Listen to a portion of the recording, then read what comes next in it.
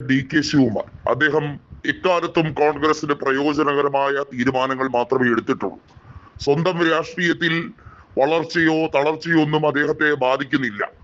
അദ്ദേഹം മുഖ്യമന്ത്രി സ്ഥാനം ആഗ്രഹിച്ചിരുന്നു എന്നുള്ളത് നേരാണ്. എന്നാൽ അവിടെ ഒരു സംഘട്ടനത്തിലേക്ക് കാര്യങ്ങൾ പോകുമെന്ന് മനസ്സിലായപ്പോൾ ഹൈക്കമാൻഡിനോട് തന്നെ ശുപാർശ ചെയ്തു താൻ ഉപമുഖ്യമന്ത്രി സ്ഥാനം മാത്രം കൊണ്ട് സംതൃപ്തിപ്പെട്ടോളാം എന്നുള്ളത്. അദ്ദേഹം കൃത്യമായൊരു നിരീക്ഷണം വെച്ചിരിക്കുകയാണ്. ബീഹാറിലെ തെരഞ്ഞെടുപ്പ് ഉൾപ്പെടെ ഉത്തരേന്ത്യയിൽ നടക്കുന്ന തെരഞ്ഞെടുപ്പുകൾ എന്തുകൊണ്ട് ദക്ഷിണേന്ത്യയെ തെല്ലും ബാധിക്കുന്നില്ല? അതിന് ഉദാഹരണമായി ജൂബിലി ഹിൽസിലെ തെരഞ്ഞെടുപ്പ് ഫലം മാത്രം മനസ്സിലാക്കിയാൽ മതി. BJPക്ക് ദക്ഷിണേന്ത്യയിൽ ക്ലച്ച് പിടിക്കാനുള്ള ഒരു സാഹചര്യവും ഇവിടുത്തെ നേതാക്കൾ ഒരുക്കി കൊടുക്കാറില്ല. തമിഴ്നാട് ആയിക്കോട്ടെ, അതല്ലെങ്കിൽ കർണാടക ആയിക്കോട്ടെ, തെലങ്കാന ആയിക്കോട്ടെ, ഒരു രീതിയിലും BJP മുന്നോട്ട് പോകുന്നില്ല. ആന്ധ്രയിൽ BJPക്ക് നേടിയെടുക്കാൻ കഴിയുന്ന ചില സീറ്റുകൾ അത് TDPയുടെ സഹായത്തോടു കൂടിയാണ്.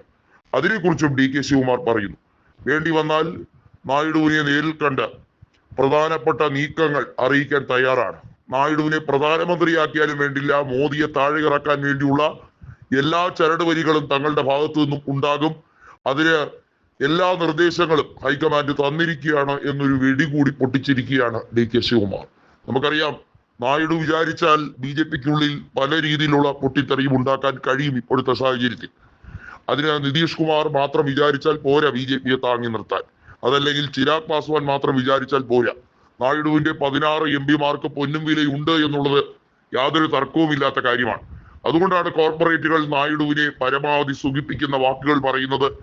നായിഡുവിന് ദോഷം വരുന്നതൊന്നും തന്നെ ചെയ്യുന്നില്ല. നമുക്കറിയാം, പല ഫ്രോഡ് കേസുകളിലും പ്രതിയാക്കപ്പെട്ട് ജഗൻമോഹന്റെ കാലഘട്ടത്തിൽ ജയിൽവാസം വരെ അനുഭവിച്ച വ്യക്തിയാണ് നായിഡു. നായിഡുവിനെ അന്ന് സംരക്ഷിക്കാൻ അന്ന് പവൻ കല്യാൺ ഇറങ്ങിയതിന്റെ ഭാഗമായാണ് അദ്ദേഹത്തിന് ഉപമുഖ്യമന്ത്രി സ്ഥാനം കൊടുത്തത്. അതല്ലാതെ ജനസേനയ്ക്ക് കിട്ടിയ സീറ്റുകളുടെ ബലത്തിലല്ല. കേവല ഭൂരിപക്ഷമുള്ള നായിഡുവിന് മറ്റാരെയും കൂട്ടുപിടിക്കേണ്ട കാര്യം പോലുമില്ല. അതുകൊണ്ടാണ് DK ശിവകുമാർ പറഞ്ഞത്, ദക്ഷിണേന്ത്യയിൽ BJP തെലങ്കാനയിലോ കർണാടകയിലോ കേരളത്തിലോ തമിഴ്നാട്ടിലോ ഒരു രീതിയിലും അവർ മുന്നോട്ട് വരാനോ കുതിക്കാനുള്ള സാഹചര്യങ്ങൾ സൃഷ്ടിക്കപ്പെടാറില്ല. ആന്ധ്രയിൽ സൂക്ഷിക്കണം. അവിടെയെല്ലാം സഖ്യമുണ്ടാക്കുന്നുണ്ടോ, ആ സഖ്യത്തിന്റെ പേരും പിടിച്ച് അവിടെയെല്ലാം ആ പ്രധാന പാർട്ടികളെ തഴഞ്ഞിട്ടുണ്ട്.